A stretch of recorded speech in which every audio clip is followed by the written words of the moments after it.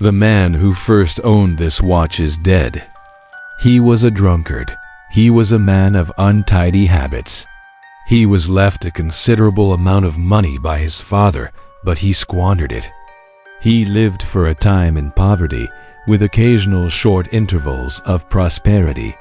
Finally, he took to drink, and he died. That is all. How do I know this? The watch tells me. The scratches and dents on the case speak of a man who was careless with his possessions.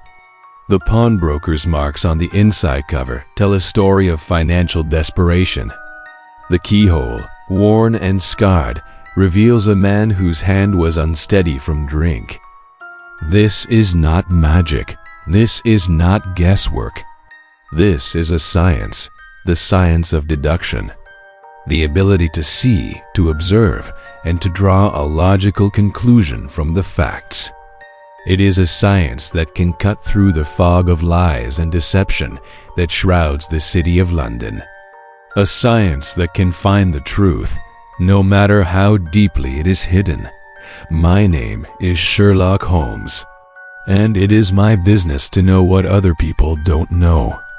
In the late 19th century, London was the heart of the largest empire the world had ever known.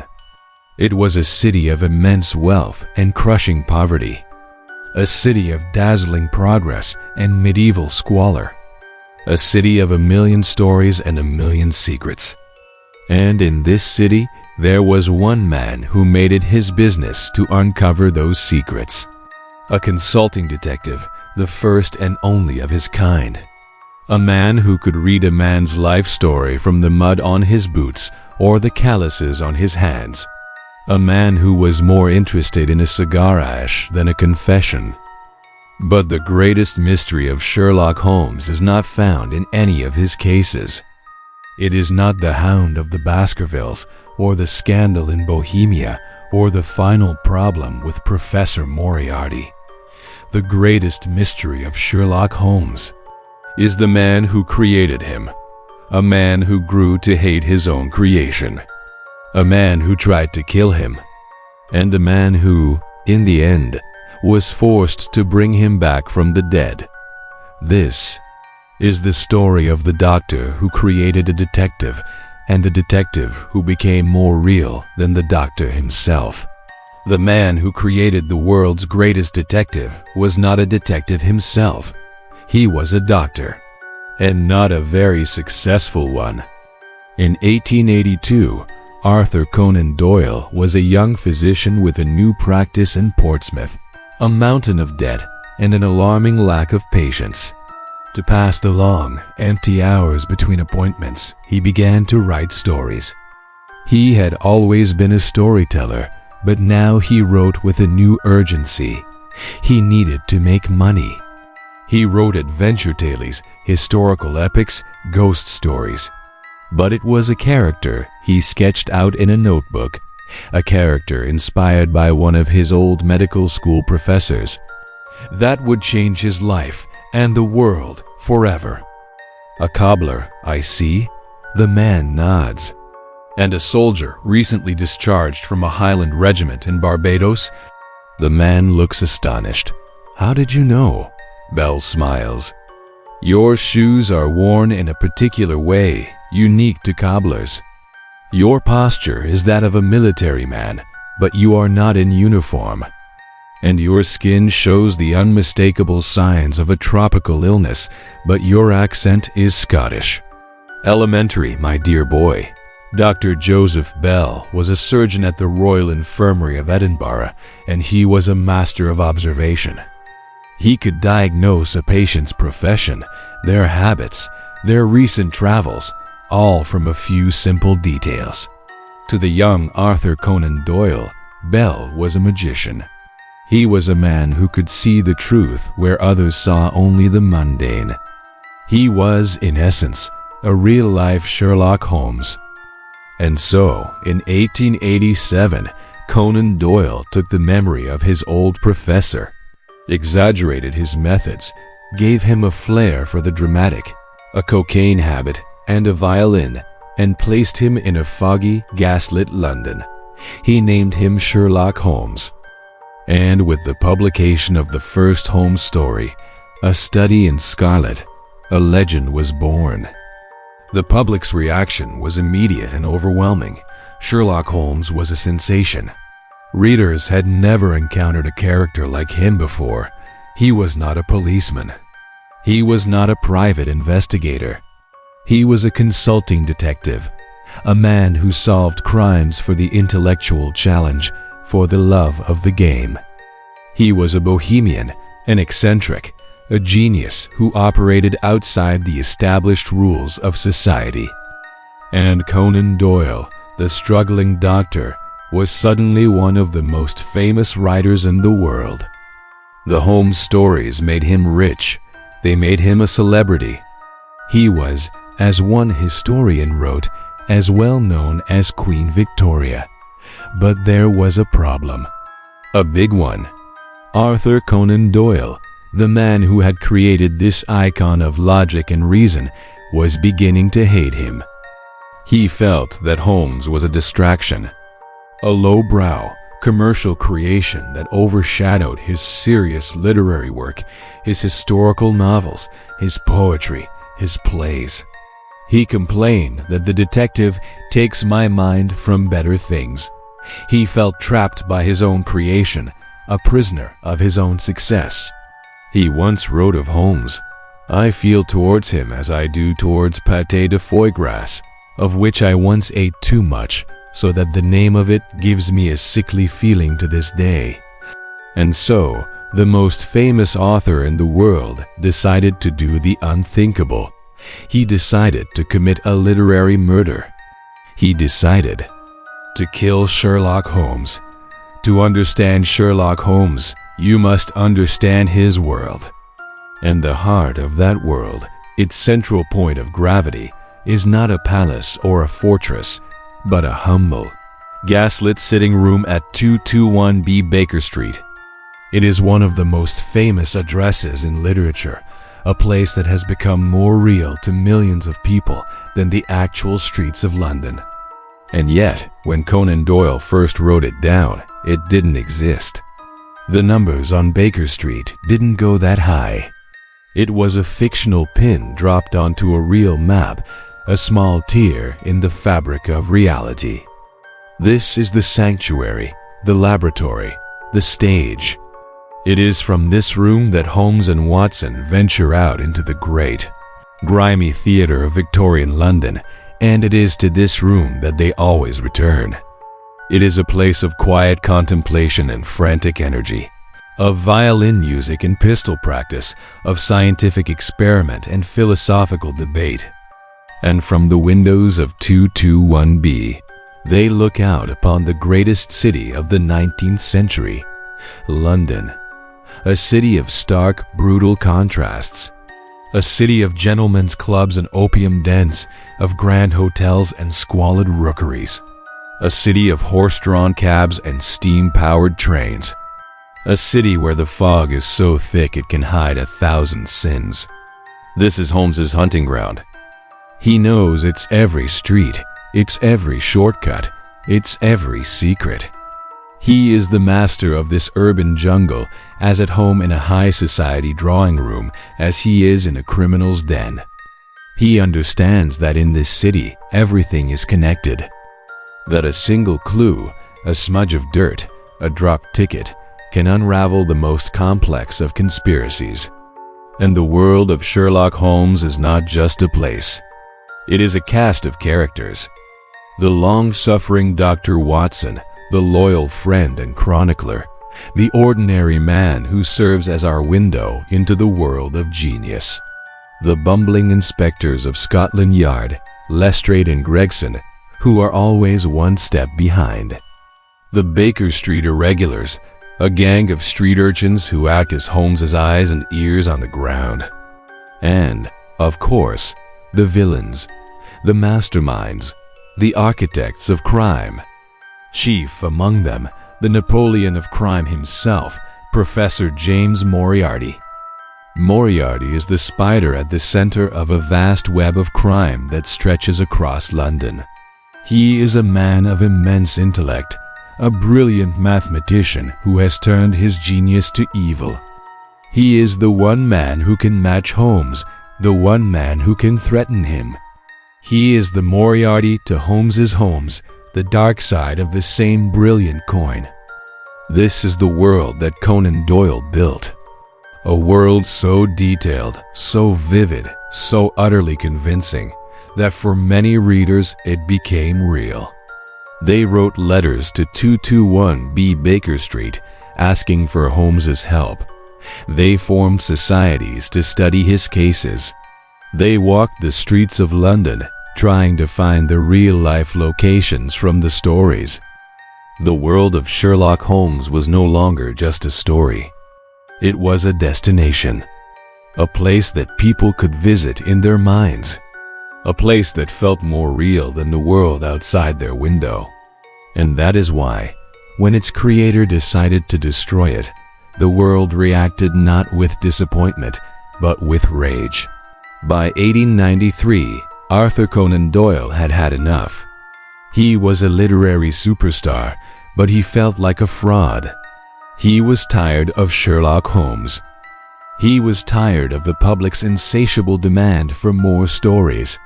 He wanted to move on, to write what he considered his great works, and so he devised a plan. A final problem. He sent Holmes on a chase across Europe, pursuing his arch-nemesis, the brilliant and diabolical Professor Moriarty. The chase culminates here at the Reichenbach Falls in Switzerland, a place of sublime, terrifying beauty. A fitting stage for the final confrontation between the two greatest minds of the 19th century. In the story, titled simply The Final Problem, Watson arrives moments too late. He finds a note from Holmes, a final farewell. He sees the signs of a struggle on the ledge. But of Holmes and Moriarty, there is no sign. They have vanished into the thundering chaos of the falls. Dr. Watson and the world could only assume the worst. Sherlock Holmes, the immortal detective, was dead. Conan Doyle wrote in his diary with a sense of grim satisfaction, "Killed Holmes." He thought that was the end of it. He had committed, in his own words, justifiable homicide. He was free. He was wrong. The public reaction was something the world had never seen before for a fictional character. It was an explosion of grief and rage. More than 20,000 readers canceled their subscriptions to The Strand. The magazine, which had built its success on the back of Holmes, nearly went bankrupt. The staff referred to it as the dreadful event. Young men in London, so the legend goes, wore black mourning bands on their hats. Conan Doyle was inundated with letters of protest. One began simply, "You brute." American readers formed "Let's Keep Holmes Alive" clubs. It was the birth of modern fandom, a passionate, demanding, and sometimes angry force that authors have had to reckon with ever since. Conan Doyle had underestimated the power of his own creation. He had failed to understand that for millions of people, Sherlock Holmes was not just a character in a story. He was real. He was a friend. He was a symbol of order in a chaotic world, a beacon of logic in an irrational age. And they were not going to let him go. For 8 long years, Conan Doyle held his ground.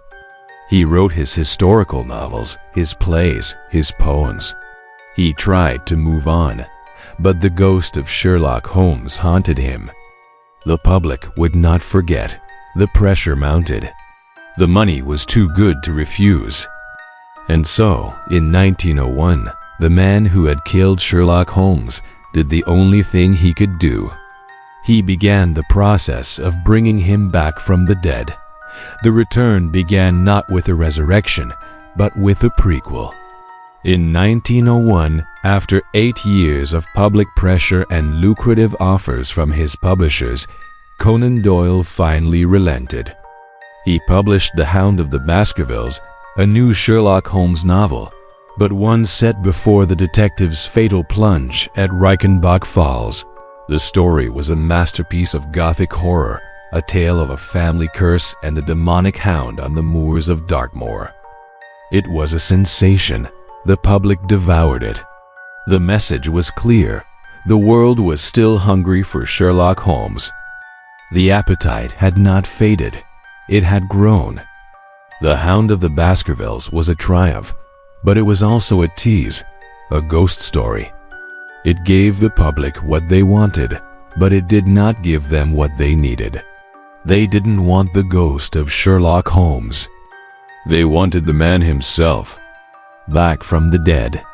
And so, in 1903, in a story titled The Adventure of the Empty House, Conan Doyle gave them their miracle. The explanation was ingenious. Holmes had not fallen into the falls. Using his knowledge of a Japanese martial art, he had thrown Moriarty to his death, and then faked his own demise to escape the rest of Moriarty's criminal network. For 3 years, he had traveled the world in disguise, his great hiatus. The king had returned. The public rejoiced. The Strand magazine's circulation soared. Conan Doyle, the man who had tried to escape his creation, was once again the most celebrated author in the world. He would go on to write dozens more Holmes stories, continuing the adventures of the great detective for another quarter of a century. The detective had defeated his creator. The character had become more powerful than the author. Holmes was no longer just a product of Conan Doyle's imagination. He was a public institution, a cultural icon, a force of nature that could not be killed. But the story of Sherlock Holmes has one final, astonishing twist. A twist that reveals the ultimate irony of the man who created the world's greatest symbol of logic and reason. In the years after he resurrected Sherlock Holmes, Arthur Conan Doyle became a different kind of man. He had always been interested in the supernatural, but after the death of his son in World War I, his interest became an obsession. He became the world's most famous advocate for spiritualism, the belief that the living could communicate with the dead. And then, in 1920, came the fairies. A series of photographs taken by 2 young cousins in the village of Cottingley appeared to show proof of the existence of fairies. The photos became a sensation, and their most prominent, most passionate defender was Sir Arthur Conan Doyle, the creator of Sherlock Holmes, the man who had given the world its greatest champion of logic, reason, and the scientific method. Spent the last years of his life defending the authenticity of what would later be revealed as a simple, childish hoax. The girls had cut the fairies out of a book and posed them with hatpins. It is the ultimate and most profound irony of the Sherlock Holmes story.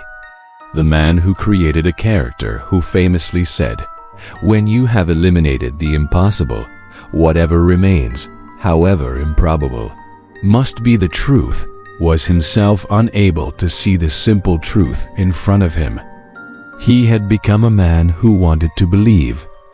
And perhaps that is the final clue to the enduring power of Sherlock Holmes. He is not just a character. He is an idea.